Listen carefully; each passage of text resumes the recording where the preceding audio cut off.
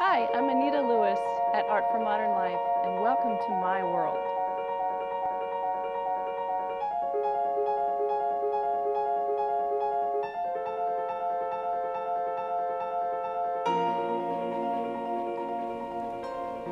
Hi, this is Ron with ArtMoose TV, and we're here with the extremely talented and lovely lady, Anita Lewis. How's it going today? Hi, I'm good, thank you. How about you? Really, really good, and I'm excited because you paint cars, and I love race cars. Me and Mr. Velocity Channel are very, very tight. Very good.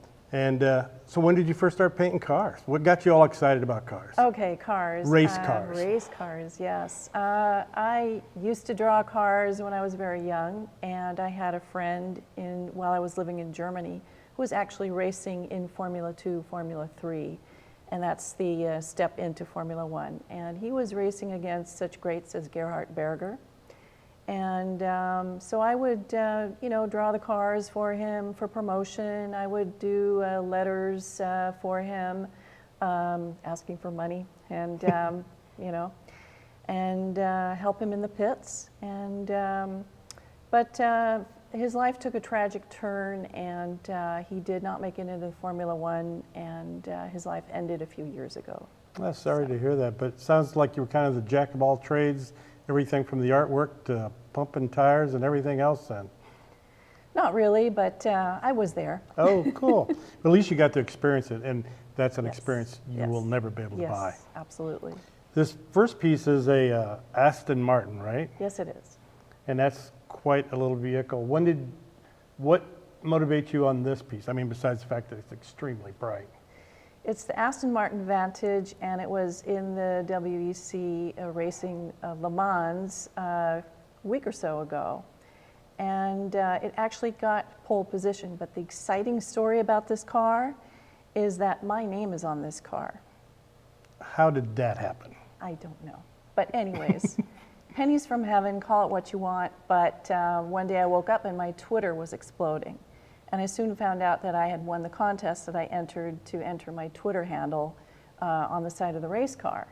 And there it is, at Anita Lewis Art. And I was just exploding with excitement, because how often do you have anyone on a side of a car unless they pay millions of dollars, let alone an artist? So You're probably the only one, maybe the only one ever. you know, there's always a first for everything. That's great. And then the next piece is more of a different type of racing. It's more, it's not a Ferrari. It's more of an elite class. It's Formula One. I'm also a big fan, and I love to draw the cars and express the speed and the moment of the time in the race.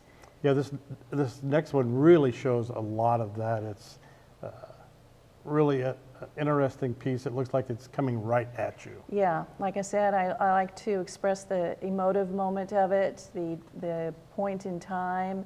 Not so much the detail of the car, but more abstracted, and just the whim of the car zooming by. That's what I think you capture more than anything, is the motion. And we see that in water. It's very hard to achieve, but you definitely achieve it in cars, and it's really, really gorgeous to look at. Thank you. And then we have a piece here where you're showing how your transition works from start to beginning. Yes, yes.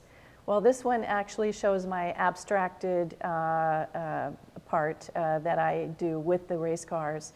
Again, not so much detail as many of the other car artists do, but more the abstract, because I am an abstract artist, and that is actually what I normally do, but I decided I would transition this into the race car art. This one here is actually has a story to it, and the moment I found out that my name is on the side of this car during the Le Mans race, I got so inspired that I started to paint this car while this race was going on. Now, this race was going on for 24 hours. They're at the other side of the world, 9 hours ahead. I was painting while they were sleeping. And in the morning, I tweeted this one out, and I said, here you go, here's your car. And it got a very good response.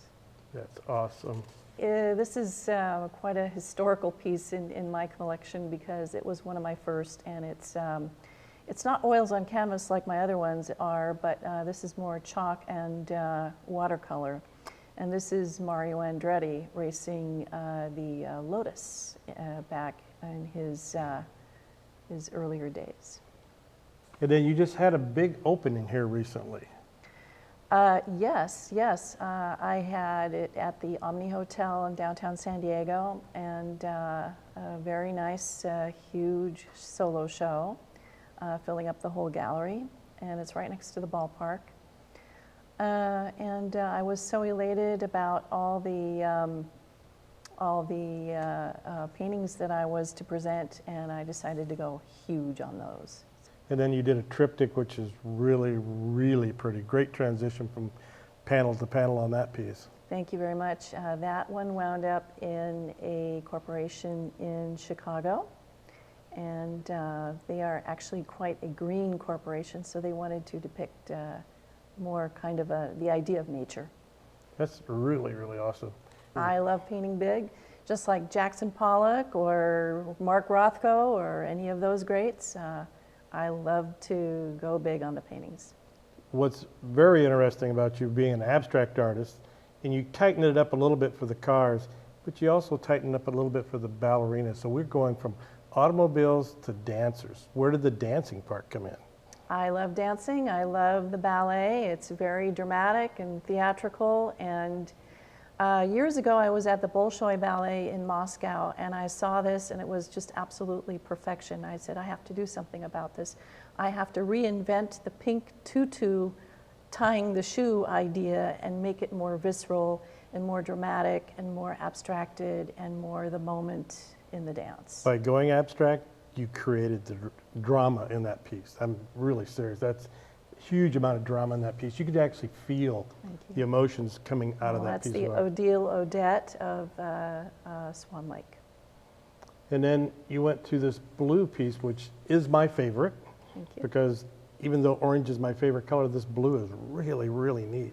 Yes, and when you are looking on to the stage, mostly you are seeing kind of a dark blue, a mysterious blue, and then you have the lights shining through the costumes and creating a light of all of its own. So I like to depict more the detail of the step and of what the dancer is doing, not necessarily always the whole body, but more what she's expressing or he in the moment of the dance. As with the automobiles, you've created motion, and the motion really, really comes out in your and pieces. both have precision and both have choreography. And I think that's why you've gone from one to the other. Yes.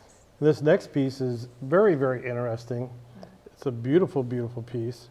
And I understand somebody pretty famous owns this piece. That is correct. I painted this, also again wanting to depict the moment of the dance and of the dancer, the muscles involved, because dancing ballet is a very muscular, almost, it's a sport. This is Misty Copeland.